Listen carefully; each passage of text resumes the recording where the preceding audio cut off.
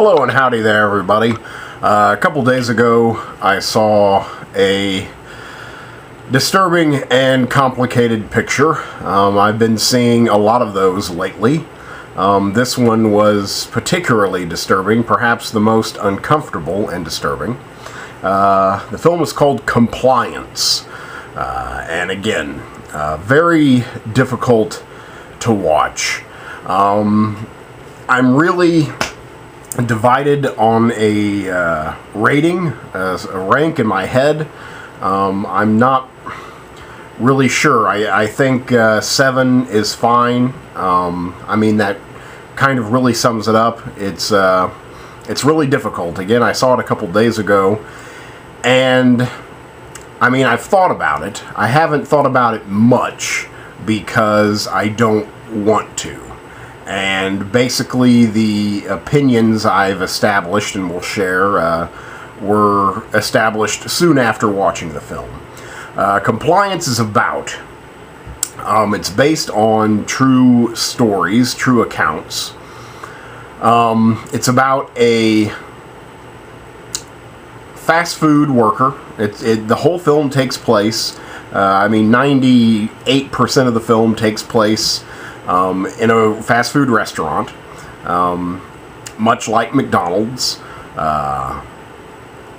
and even more so, a bulk of the film takes place in the storage room / office of the McDonald's-like place. The restaurant receives a phone call. The person on the other end of the line describes himself as a police officer. Says one of the employees has robbed from a customer and that he needs help with the investigation. So he has the manager of the restaurant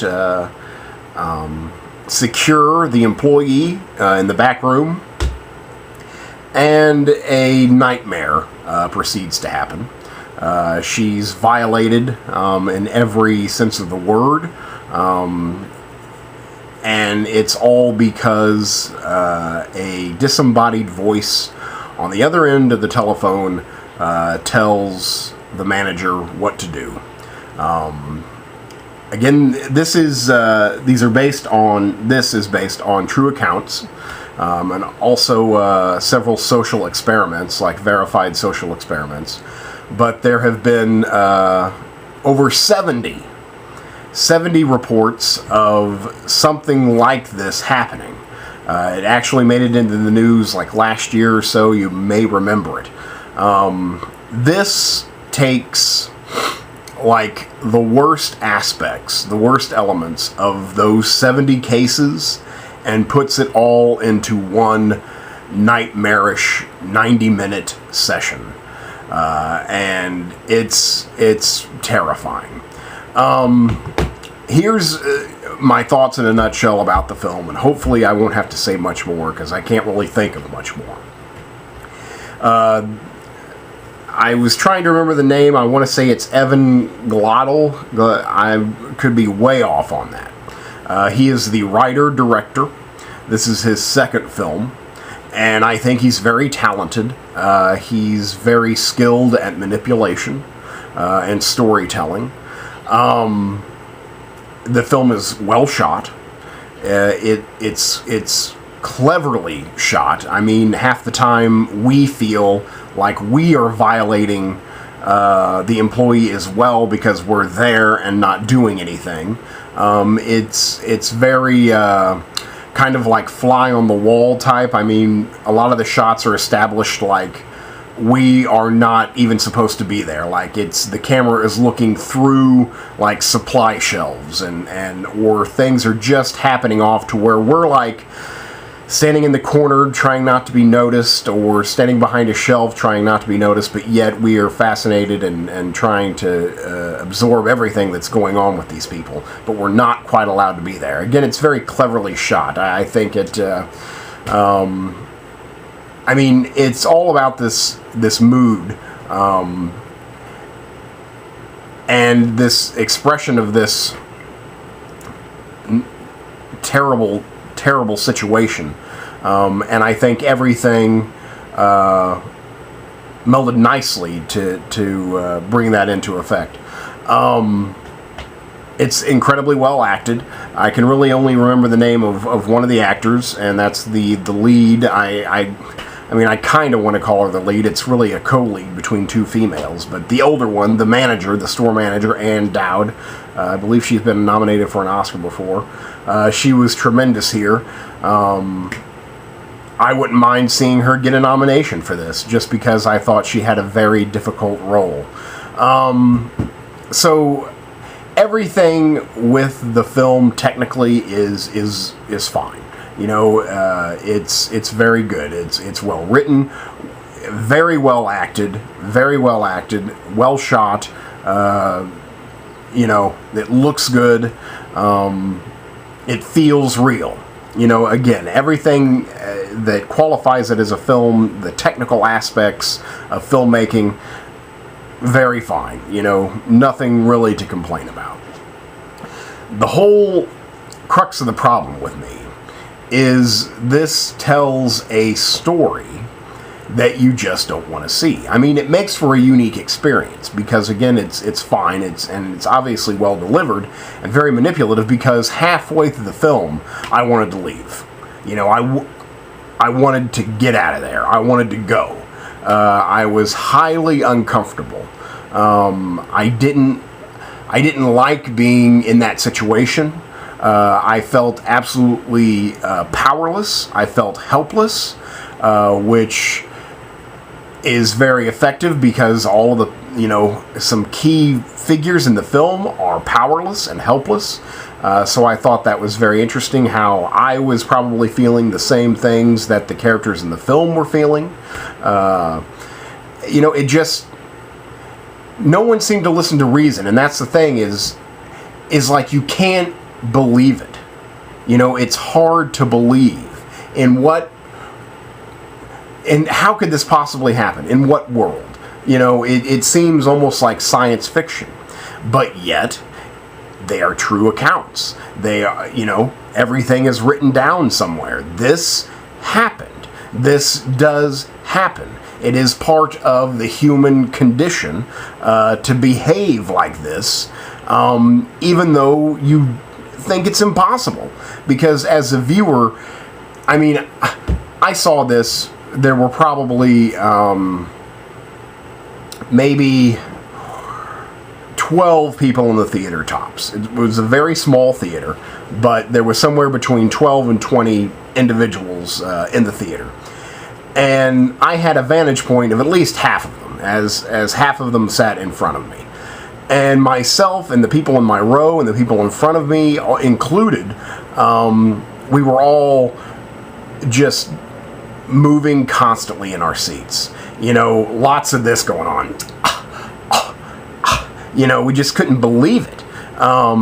Because when you're watching it, when you're not in that situation, you have that ability to say, you know, why aren't you asking this question? What is going on? Like, no one is the voice of reason. So you're sitting there in the audience, and your voice of reason, your common sense, is screaming. You know, is just shrieking to do something, and you can't. You're just stuck there.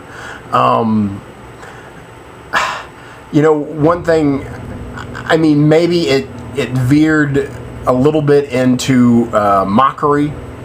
Sometimes I don't feel that anyone put in this kind of situation should be mocked.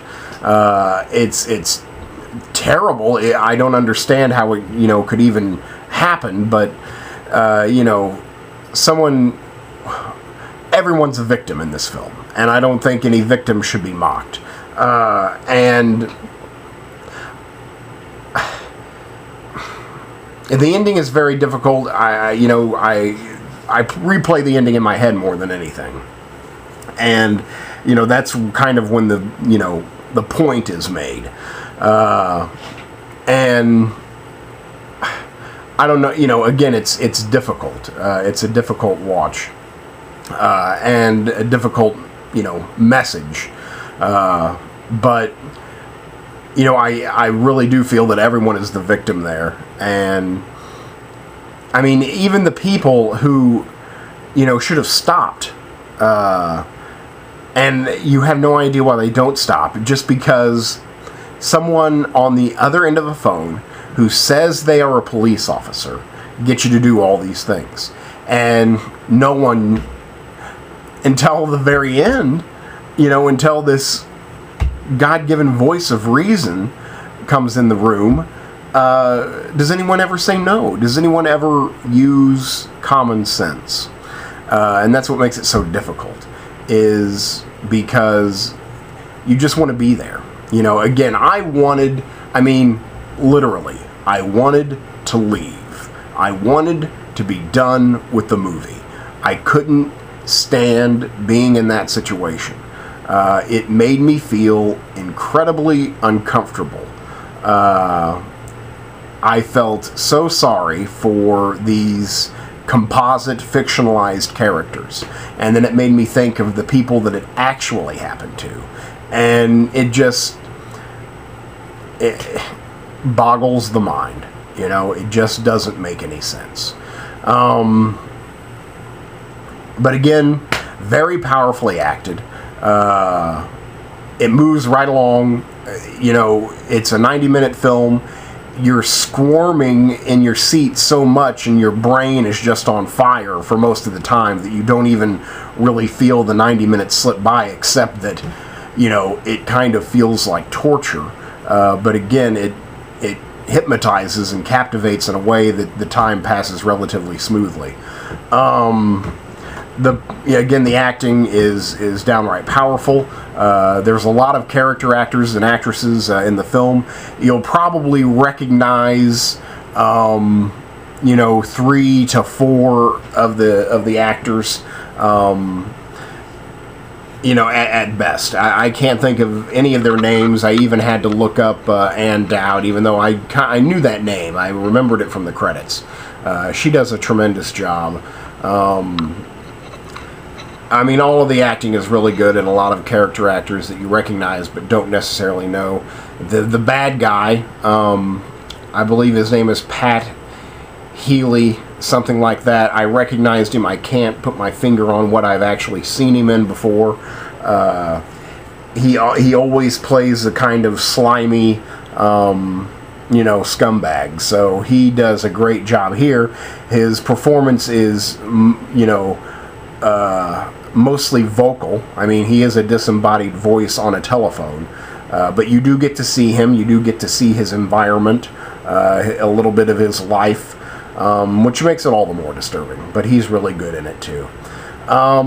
So again, I'll give it a 7, even though it's hard to find films like this, art like this, that can so manipulate your emotions and how you feel, sitting there in the theater.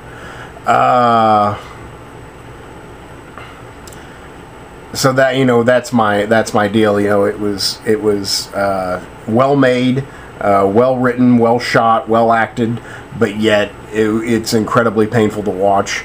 I wanted to leave. I don't think I will ever watch this film again. If anything, I will research the actual occasions and scientific experiments that express what's displayed in this film, just because I can't take the pain. I can't take the torture. That's what makes it difficult. I don't really know what to say, but I think just a 7, sums it up. It's definitely something you should see. It's definitely something you should talk about. It's a conversation starter. It's almost like everyone in the theater who watched it together had like this communal family experience where we just all kind of looked at each other when it was over and like, is this, is it safe now? Can we breathe? It was kind of a unique experience. So I can't think of much else to say other than, that I was challenged by this film greatly. So that's Compliance, and I'm giving it a solid 7. Very difficult and interesting. Thank you much.